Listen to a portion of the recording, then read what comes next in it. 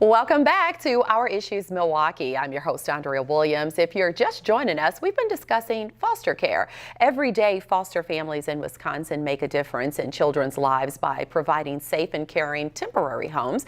And my next guest has done just that. He has served as a foster parent, and he's here to discuss that with us today. It's a pleasure to welcome Mr. Michael Sander to the show. Hi, Michael. Hi, how are you? I'm doing well. It's good to see you. And first of all, I want you to talk about what led you to becoming a foster parent. Sure. My friends started an organization called Courage Milwaukee here in Milwaukee about 2 years ago to focus on homeless LGBT youth. The statistics state there's 500 kids living on the street in Milwaukee, and 40% of them identify as LGBT. Wow. And I think over 20% of that 40% were kicked out because their parents did not accept their lifestyle. Being a gay man and struggling with that through my entire life, I wanted to empower youth. So I started with Courage Milwaukee. They're opening up their first homeless shelter, which is pretty cool, in February. Yes. So that's coming up. So what happened was, because of my involvement with that, there was a young gentleman who needed a place to stay who's been bounced around forever. I've been advised that he has never lived anywhere more than 2 weeks because of his sexuality. And he's going to be one of the first members of Courage Milwaukee, and that opens in February. So they needed a place for him to stay during that time. Gotcha. I literally jumped on that immediately, just hearing a little bit about himself, knowing that I probably was the right place for him to have a stable environment and see what it's like to be comfortable with yourself and try to give him a little bit of pride. So I took it upon myself. It took about 5 hours, and I had a kid in my house literally the same evening. So would that be considered an emergency situation? Because usually under certain circumstances, you have to, I think the last segment they told us is like 36 hours of... Takes about 3 to 5 months to be a licensed foster care parent. Okay. Yes, this was an emergency exception. They did some background checks, did a house visit immediately, and yeah, it was definitely because it was an emergency. Yeah. I'm still going through the process of getting the license, because you're only allowed to have a child in your home without a license for 60 days, and I don't want this kid to have to bounce around somewhere else. So my whole goal is to expedite the process, which they're in the process of doing. Okay, so first and foremost, like, we're friends outside of you being a guest on this show. So I kind of know a lot of the background, and I've told you that I just totally commended you for being willing to take a teenager who literally was months away from aging out of the system. And because a lot of times people focus on babies and smaller children, which it's a reminder, all of these kids, no matter what their age, you know, they need someone to be willing to open their home. So you did that. And really, I think the reason I have you here today is just to encourage others to be willing to do the same if they're in the position to do so. So you talked about this being an LGBT youth, and so you just wanted to put him in a comfortable situation where, you know, he knew he was accepted. So that was a mission accomplished. And I just want you to kind of give us an idea of some of the rewards and some of the challenges of taking on foster parenting, because in life, you know, everything's not always rosy. You know, there are going to be rewards and there are going to be challenges. And so if you can kind of balance that out the best way you can. Sure. Again, my situation is very unique. He has a lot of things he needs to accomplish before he's coming up to age out. There is extended foster care beyond 18, up to 21 years old, but you have to prove that, you know, the system is working for you. So some of the challenges were he was not registered for school. He hasn't seen a physician for a while. When he came to my house, I noticed he couldn't see.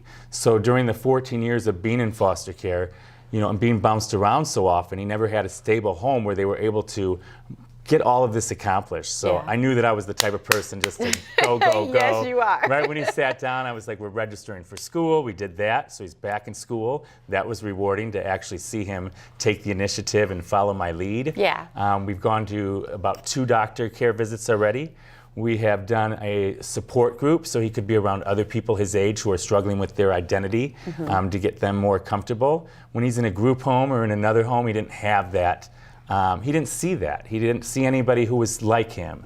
You know, he was struggling at school. That's why he left, because he was getting made fun of for who he was. So I wanted to give him a safe environment. When he first came in, he went right to his room, put his headset on, And about 2 hours later, he knew he was going to warm up to us because I wasn't going to allow it any other way. He came upstairs and started having conversation with me about where he came from and what he wanted.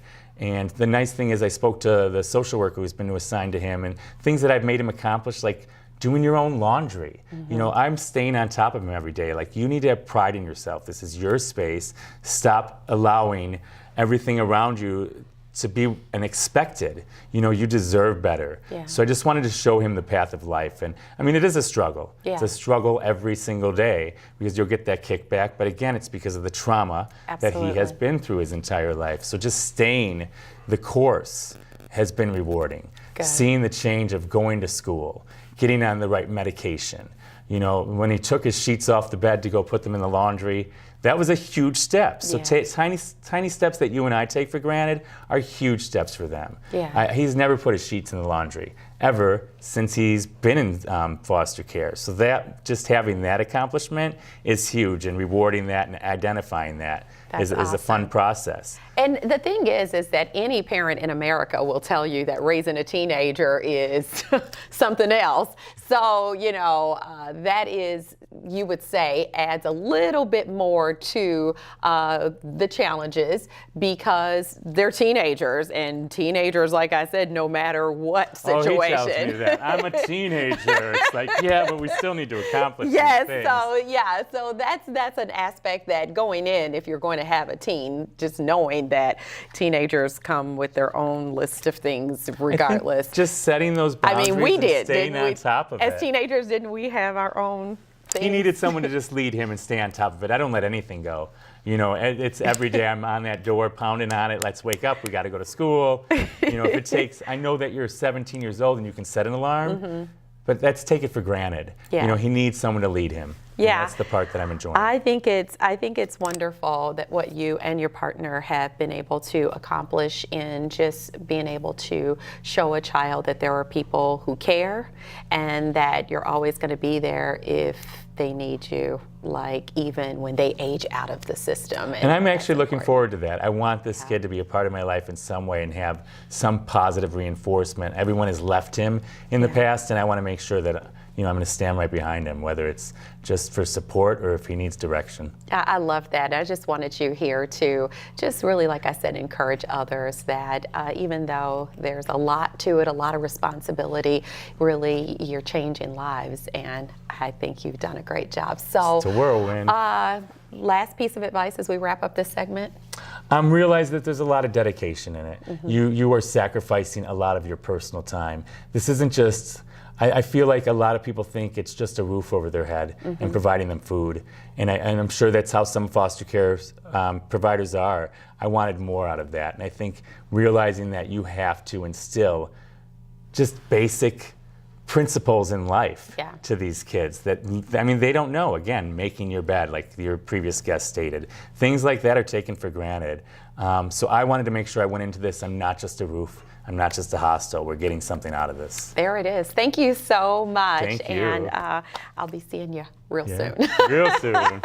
Michael Sander has served as a foster parent, and he volunteers for Courage MKE. That's scheduled to open in February of 2019. Their website is couragemke.org. And we're going to take a quick break, and when we return, we'll turn our focus to the importance of mentoring and find out more about the organization Young Men on a Mission. We'll do that right after this.